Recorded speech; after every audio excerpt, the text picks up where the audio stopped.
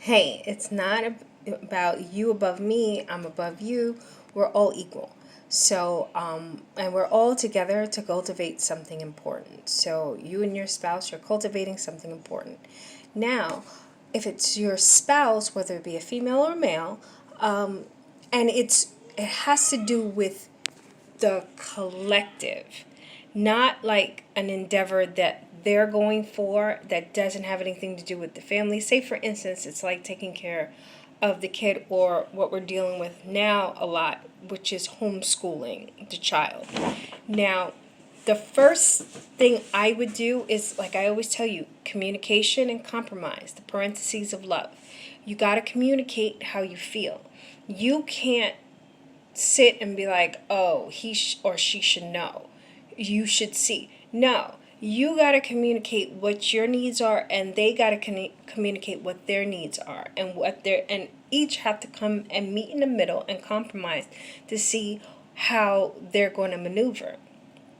Now, say for instance, that's within utopia, everything is great type of way, and the person that you have is like, okay, I'll get there with you. Now, if you don't have that person, they're like, look, I'm still going to do whatever I want to do. You can't, there's the leverage. It's sad, but the leverage with your family and friends is a lot less than it is with someone you work with. Because with someone you work with, if they don't work well, chances are after a while, no matter how hard you try with them, if they don't work well, you're going to have to let them go.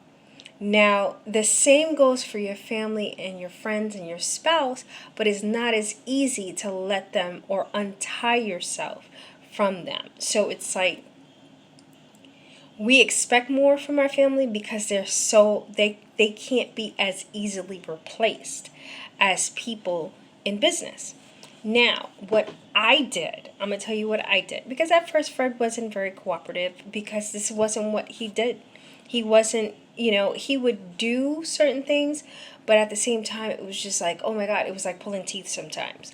Now, the first thing I did, I communicated with him what my needs were. And after a while, I just stepped back and even he said it. He said, yo, you keep asking me and telling me what I need to do and telling me what I need to do, but you want me to do it your way.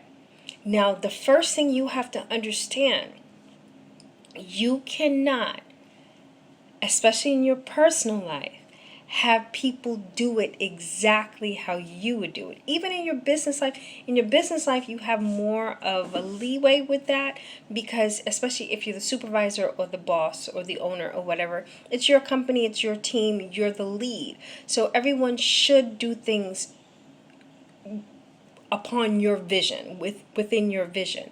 Now, in a household and with your personal life, they don't have to really do that, and it's like 9 times, no, 7 times out of 10, you're not going to get it that way. They're not going to do it exactly how you want them to do it. So all the Virgos in the world and all the Aries in the world, you can want things done and the Capricorns, you can want things done the way you want things done, but people in your personal life, especially your spouse, they're not going to do it exactly how you want it done because they're not you. So you have to compromise on that end. Because sometimes people come to me and they're like, yeah, my husband is doing this. My husband's not doing what I asked him to do. Okay, what'd you ask him to do? And they tell me what they asked him to do, and usually they're like, he did it wrong. Okay, he did it wrong, and the result was wrong, or did he not do it the way you wanted him to do it? And usually it comes into they didn't do it the way they wanted it to do. They didn't do it the way that they wanted them to do it. And usually 8 times out of 10, they didn't explain to their spouse how they would have liked it to be done. So what I do with Fred is, say for instance, Dylan's sessions, because Fred takes care of all of that. So What I do is I am the support to it. But for the most part, I wouldn't say allow, because I'm practicing the art of allowing. It's kind of like I allow you just to do it the way however you feel comfortable, as long as you get positive results. Now, if you're getting negative results, the baby's all over the place, he's screaming and crying, then I step in and I show you how I would do it. And then we bring it back down. But me yelling from the back, going, "You're doing it wrong. You shouldn't be doing," that's not helpful. So stop doing that. For whoever this is for, stop doing that. Stop dictating from a seated position. If you're not going to help out and ramp that person up to where they need to be, you have to allow them to do it the way they want to do it, especially if they're getting positive results. Now, if they're getting, like I said, if they're getting negative results, you help them and you show them. You don't shout from the back or the side seat drivers and shout from the side talking about, "Oh, you're doing it wrong. This is how you do." Oh, and don't get into defaming the person's character. I did that. That's not helpful. It's not. If a person's doing something wrong, they're just doing that wrong. Don't make it, "Oh my God, you always," and "Oh, I can never." All that is not helpful. Don't do that. Don't do that to them, and don't do that to yourself. You know, just talk to them. Tell them what you want, what you need, how you need it, and stuff, and see how they comply. And then ask them, "Well, what do you think? How do you think we should do it?" Include them in the process. This goes for business and your personal. Include them in the process. And you have to give it in both of them. You have to give them ramp up time. Now, for children, I'm going to try to keep this short. For children, it's a little different than for adults because they're kids. The kids don't really, they're innocent. They don't really, half of them don't really know what the hell's going on half the time.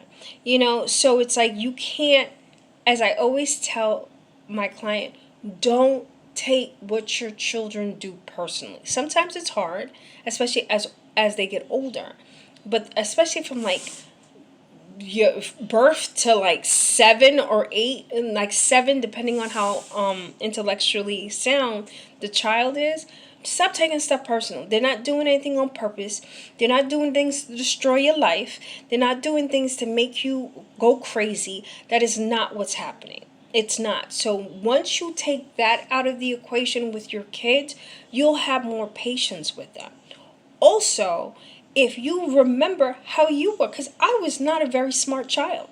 I was always smart, but I did dumb shit. You understand? I didn't know, I didn't know that if I did this, it was going to upset my parents. I didn't really know, like, especially when you're younger, you don't really know what you're doing, and you don't really understand the ramifications of what you're doing. So as the adults in the room, be the adult. This is a child, but I'm going to bring it back to my EA background. You have to have a schedule. You have to have a realistic, concrete schedule. Okay? So that is how you deal with people who do not want to cooperate. And I think that was the question. I always get the question wrong. I believe that was the question. Let's go. Don't judge me. How do you keep an individual on task when they don't want to cooperate? That's how you do it. When it's at work, you give them something they want to do. And to keep them on task, you got to have a schedule.